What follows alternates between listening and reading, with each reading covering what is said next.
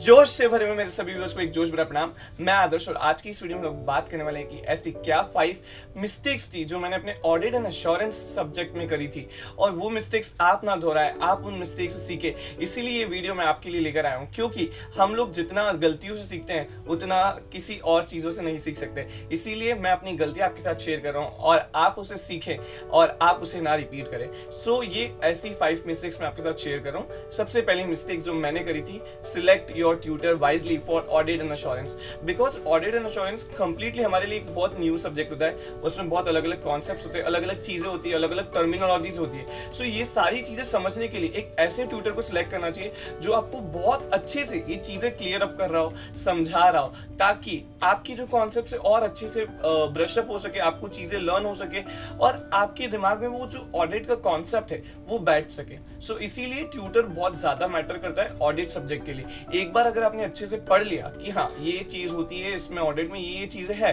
तो आपको फिर जब आप सेल्फ स्टडी करेंगे तब कोई प्रॉब्लम नहीं आने वाली। इसीलिए आपका जो ट्यूटर होना चाहिए वो बहुत वाइजली आपने चूज करा हो, जिससे बहुत ज्यादा एक्सपीरियंस हो, जिसको पता हो कि कैसे ऑडिट को डिलीवर करना है बच्चों तक, कैसे उसके कॉन्सेप्ट्स क्लियर करना है। सेकेंड जो मिस्टेक्स मैंने करी थी वो थी कि मैंने ऑडिट में रोट लर्निंग कर ली थी और कॉन्सेप्चुअल क्लैरिटी पर फोकस नहीं करा था। जी हाँ, मैंने कॉन्सेप्चुअल क्लैरिटी पे बिल्कुल फोकस नहीं करा। मुझे ये नहीं पता था कि मटेरियल क्या परवेसिवनेस का मतलब नहीं पता था। तो ऐसे ही कुछ बहुत सारी टर्मिनोलॉजीज थी। इनिशियल स्टेजेस की बात कर रहा हूँ, जब मैं स्टडीज करता था तो मैंने सोचा कि सिर्फ ऑडिट को रट लो और रट के पेपर मॉक टेस्ट देना स्टार्ट कर दो, रेदर देन कि उसकी कॉन्सेप्चुअल क्लैरिटी को समझना, कॉन्सेप्ट्स को अंडरस्टैंड करना। फिर बहुत बाद में मुझे ये चीज रियलाइज हुई कि मुझे कॉन्सेप्ट्स पे भी फोकस करना है, तो फिर मैंने वापस उस पर बहुत ज्यादा टाइम डिवोट करने लगा और कॉन्सेप्ट्स पे फोकस करने लगा। सो स्टार्टिंग स्टेजेस में मैंने अपने जो है इनिशियल स्टेजेस पे सिर्फ और सिर्फ जो है लर्न करने पे फोकस करा रेदर देन कॉन्सेप्चुअल क्लैरिटी। सो ये मिस्टेक अगर आप कर रहे हैं तो बिल्कुल ना करें। स्टार्टिंग से ही आपको कॉन्सेप्चुअल क्लैरिटी पे फोकस करना है, देन फिर लर्निंग पे फोकस करना है। तीसरी जो मिस्टेक मैंने अपनी ऑडिट एंड एश्योरेंस की प्रिपरेशन में करी थी वो ये थी कि मैंने ऑडिट एंड एश्योरेंस में जो है ना, जब मॉक टेस्ट होता था ना, तो मैं क्या करता था कि मॉक टेस्ट के पहले जो है सब स्टडी कर लेता था और मुझे चीजें याद भी हो जाती थी, सब कुछ हो जाता था। बट जब मैं मॉक टेस्ट में क्वेश्चंस पढ़ता था तो मेरे अंदर से वो आंसर्स ही नहीं आते थे। मतलब आंसर कैसे लिखना है, क्या लिखना है आंसर में, किस क्वेश्चन का क्या आंसर होगा, वो आता ही नहीं था। मतलब मुझे लगता था कि यार मुझे याद तो सब है बट क्वेश्चंस के आंसर नहीं आ रहे हैं, क्या हो रहा है, चीजें कैसे हो रही है। मैं बहुत उस टाइम पे बहुत फ्रस्ट्रेट हो गया था कि यार कैसे आंसर्स लिखना है, मुझे समझ नहीं आ रहा कैसे मैं लिखूं, क्योंकि मैं याद तो सब कुछ कर रहा हूँ। जब मैं देखता हूँ यार कॉन्फिडेंस, जब मतलब एग्जाम के पहले चेक करते ना कि यार इस चैप्टर को ऐसे रिवाइज करा ये करके, तो रिविजन में भी बहुत अच्छे से करा बट आंसर्स ही नहीं आ रहे, तो क्या प्रॉब्लम थी। तो फिर मुझे रियलाइज हुआ कि जो सबसे मेजर प्रॉब्लम है ये आंसर्स नहीं आने की, वो ये है कि जो आंसर्स मतलब क्वेश्चंस बनते हैं ना, वो कैसे बनते हैं, वो हेडिंग से बनते हैं, हेडिंग के नीचे लिखे पैराग्राफ से बनते हैं। और मैं क्या करता था, उसका सारा कंटेंट जो है पॉइंट्स वगैरह वाले वो सब अच्छे से स्ट्रॉन्ग कर लेता था, बट वो हेडिंग और पैराग्राफ उसे पढ़ता ही नहीं था।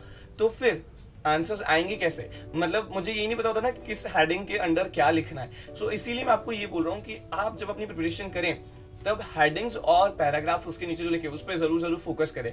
और इस प्रॉब्लम को और मैंने कैसे सॉल्व करा था ये मैं अपनी आने वाली वीडियो में आपके साथ शेयर करूंगा, जिसमें मैं ऑडिट एंड एश्योरेंस की प्रिपरेशन स्ट्रैटेजी भी शेयर करने वाला हूँ। सो उस वाली वीडियो में और डिटेल में इस बारे में हम लोग बात करेंगे। फोर्थ मिस्टेक जो मैंने अपनी ऑडिट एंड एश्योरेंस सब्जेक्ट में करी थी कि मैंने ऑडिट को बहुत लीनियंटली लिया था। स्टार्टिंग में मैंने उसको बिल्कुल टाइम नहीं दिया पढ़ाई के लिए, उसे मतलब डिले करते गए, उसे प्रोक्रास्टिनेट करते गए एक तरह से आपकी लैंग्वेज में कि हाँ बाद में देखेंगे। सो वो मिस्टेक आप लोगों को नहीं करना है। ऑडिट एंड एश्योरेंस बिल्कुल ही नया सब्जेक्ट होता है। सो स्टार्टिंग से पढ़ने की कोशिश करना है, स्टार्टिंग से उसके एक एक चीजों को थोड़ा टाइम देना है डेली बेसिस पे, और डेली बेसिस पे उसको स्टडी करना है, रेदर देन कि उसको डिले करना है, बाद के लिए बैकलॉग बचा के रखना है कि हाँ बाद में करेंगे, ऐसा वाला काम नहीं करना है। उसको डेली बेसिस पे थोड़ा टाइम निकाल कर स्टडी करना है। सो ये मिस्टेक आप ना करें। पांचवी चीज जो मैंने ऑडिट एंड एश्योरेंस में करी थी और ये बहुत गलत थी कि मैंने ऑडिट एंड एश्योरेंस, क्योंकि बहुत न्यू सब्जेक्ट होता है और उसकी लैंग्वेज याद करना थोड़ा डिफिकल्ट होता है, तो मैंने क्या करा, स्टार्टिंग में ही सारा सब कुछ कवर करने की कोशिश करी। यानी जितने 13 चैप्टर्स है वो 13 के 13 चैप्टर्स लर्न करने की कोशिश करी। बट ऑडिट में ही कहीं मैंने ऐसा पढ़ा था कि when you go for everything you and up with nothing. तो मतलब वहीं मुझे आंसर मिल गया कि मैं जो मिस्टेक कर रहा हूँ उसे रिपीट नहीं करना है, कि मैं क्या कर रहा हूँ सारे चैप्टर्स करने की कोशिश कर रहा हूँ, रेदर देन अगर मैं सिंगल मतलब कुछ ऐसे 6-7 8-10 चैप्टर्स जिस पे मैं फोकस करूँ, जिसकी लैंग्वेज में लर्न कर पाऊँ, जिसका कंटेंट जो है मैं उसको अच्छे से ग्रास्प कर सकूँ, और उससे रिलेटेड कोई क्वेश्चन आता है तो मैं बहुत अच्छे से लिख पाऊँ, वो लैंग्वेज लिख पाऊँ, तो डेफिनेटली मुझे बहुत अच्छा स्कोर मिलने वाला है। सो इसीलिए फिर मैंने अपना पैटर्न चेंज करा और वो कुछ ऐसे 6-7 मतलब 9-10 चैप्टर्स जो है वो मैंने सिलेक्ट करे, और वो चैप्टर्स कौन से थे वो मैं आपको नेक्स्ट जो प्रिपरेशन स्ट्रैटेजी है उसमें मैं आपके साथ जरूर शेयर करूंगा। सो ये जो थी कुछ कॉमन मिस्टेक्स जो है वो मैंने अपने ऑडिट एंड एश्योरेंस सब्जेक्ट्स में करी थी। सो अगर ऐसी कोई मिस्टेक आप कर रहे हो सो प्लीज अवेयर हो जाए और बहुत अच्छे से प्रिपरेशन करें। एंड मिलते हैं अगली वीडियो में, तब तक के लिए बस यही बोलूंगा कि आप कर सकते हो। Yes you can do it, yes you can do it and you can do it.